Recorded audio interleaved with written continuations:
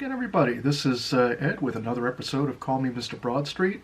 First of all, just a shout out and a thank you to all the subscribers out there, for the new subscribers and the current subscribers. Really appreciate everybody out there continuing to watch these videos. Just having a lot of fun making them and showing you throughout the collection. And if everybody's enjoying these, please just give a thumbs up, like, and subscribe.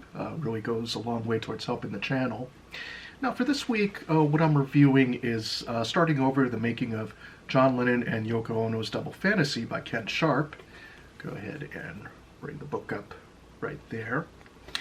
And before I go into further reviewing the book and the contents, I'll go ahead and put up a few pictures real quick, just to show you what you can expect from the book. So just one second, I'll be right back. Alright everybody, we're doing a little bit deeper dive into just a few photos from this book. This first photo, sort of like a class photo if you will, everybody in the sessions. We've got George Small, who was the keyboardist for Double Fantasy. Jack Douglas, next in line, going left to right, is the record producer for Double Fantasy. George Young, I'm not quite sure what his role was as I was looking through the book.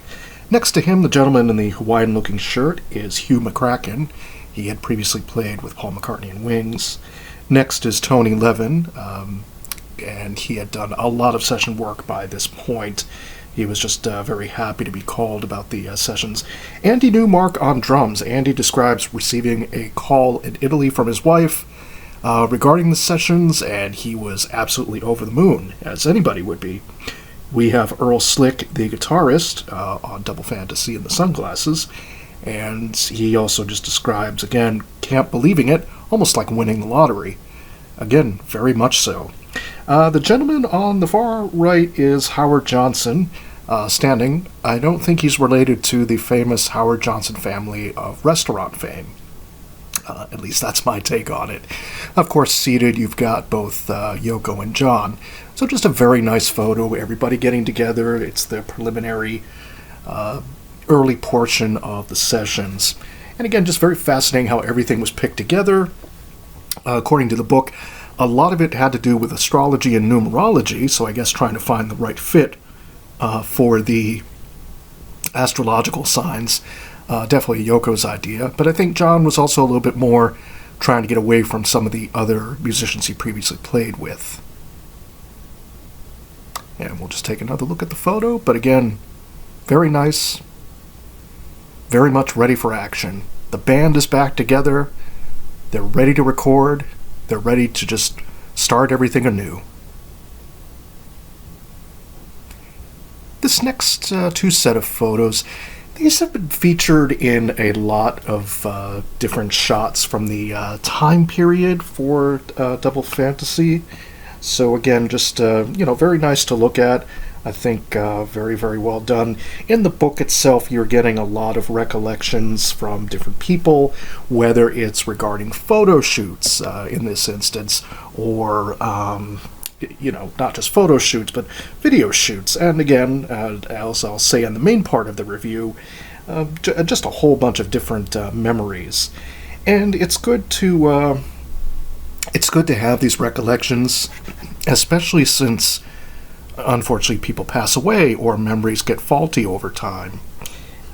So with the photography of the cover art for the album, it was shot by somebody named Kishin Shinoyama. I might be mispronouncing that.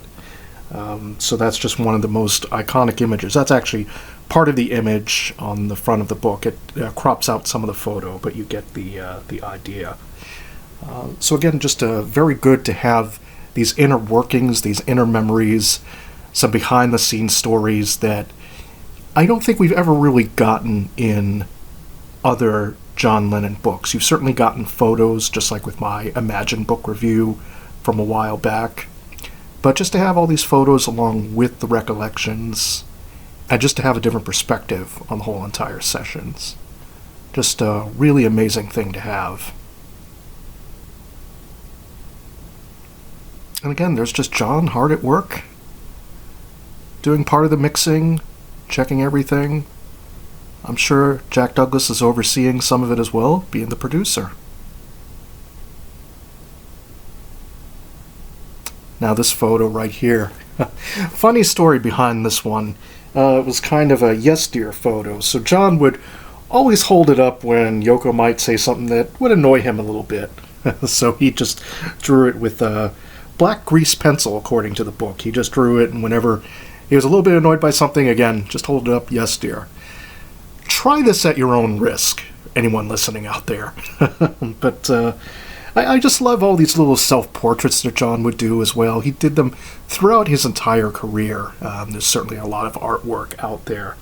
One of the assistant engineers ended up getting this photo as they were cleaning out the trash.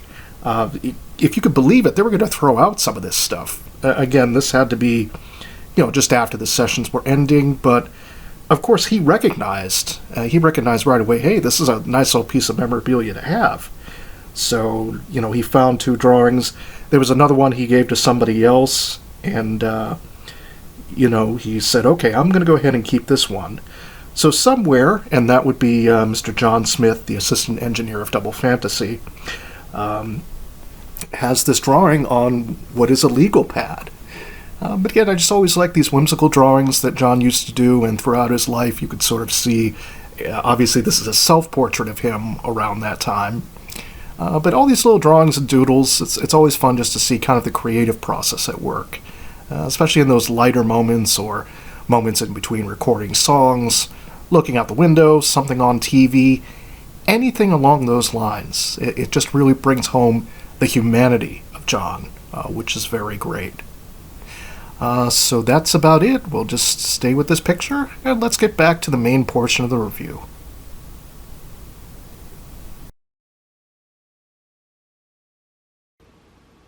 Okay, and now we're back. So, with the book itself, it's really a good in-depth book into the making of the Double Fantasy album. So just a little bit of background. It sort of goes, obviously, chronologically from the demos that were being done for the album when John was in Bermuda and Yoko was still in New York during the right before the summer of 1980. You get introduced to the various players as well. So you've got not only John and Yoko, who obviously if you don't have them, you don't have an album, but basically you also get Jack Douglas, who is the producer of Double Fantasy. He had previously worked with Aerosmith, among others, so he was vital in producing what turned out to be John's first album in 5 years.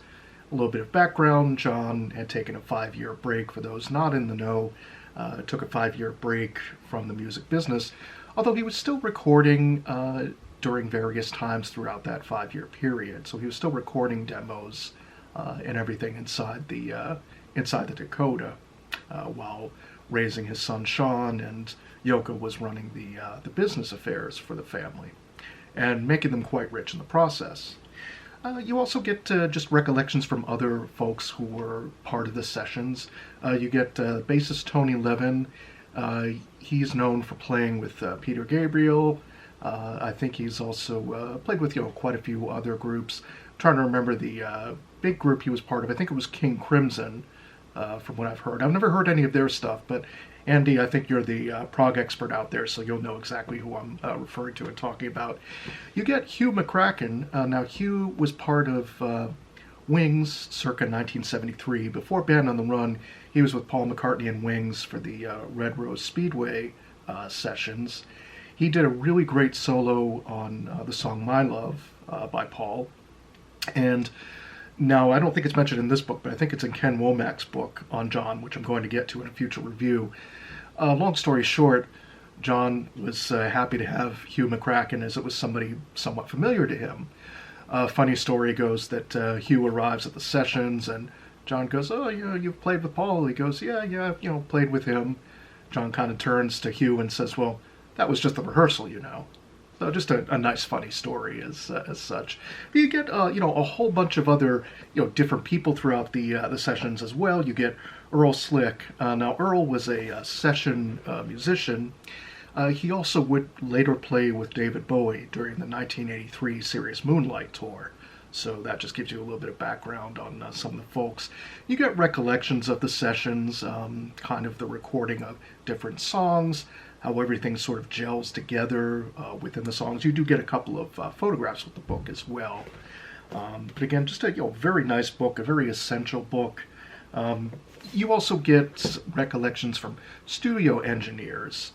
And again, as it's going chronologically, you're going through the summer of 1980. It's during the recording sessions. People were sworn to secrecy at first because John wasn't sure if he was going to be able to do the album, complete the album after a 5-year absence from music. Didn't know if it would fall flat or if something would happen. Luckily for us, it was a lot of magic with the sessions and definitely a lot of really great players on the record. They really make it shine. Just the material that John was coming up with, really, some of the best material, in my opinion, of his entire career. I will get to that when there is a proper review of the Double Fantasy album itself.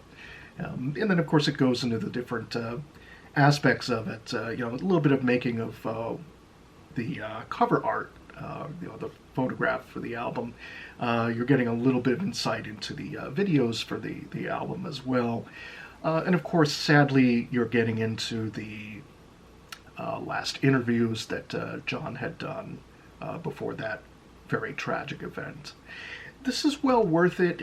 You don't even need to read it cover to cover, although it's very fun to do so, to read cover to cover. But it's also good as a reference material. So basically, if you have this on your shelf, it gives you a lot more context and insight into the Double Fantasy sessions. It kind of gathers it all in one space. I'm very aware that there's a lot of online material out there, a lot of good websites, which is fantastic to have as well. But there are times I'd like to look at something within the printed word, within a book, within sort of a single source that you could just thumb through. There's just a lot of great recollections. One recollection I read in the book.